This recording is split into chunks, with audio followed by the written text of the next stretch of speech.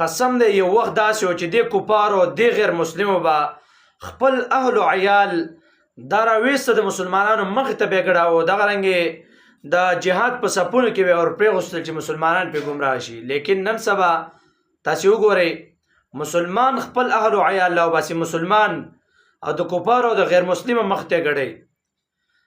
د عربو غیرت دا مشهور و، داسې غیرتمن خلک و چې په کومه سورلۍ باندې به خپله بیبي راوړه، په کومه سورلۍ په کوم اوښ باندې به خپله ډولۍ راوړه، ناوې به یې پرې راوړه، هغه اوښ به یې بیا لالاوه، هسې نه چې دې اوښ باندې څوک کښېني.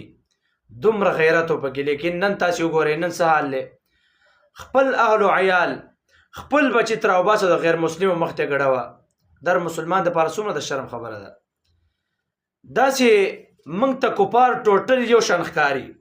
د کفارو کې ډېرې زیاتې داسې قبیلې شته چې د هغوی عقیدې ځان له ځان له دي، ډېر زیات فرقې پکې شته. موږ ته ټوټل یو کفار ښکاري. دقه رنګې مسلمانانو ته کفارو ته مسلمانان دا ټوټل یو ښکاري.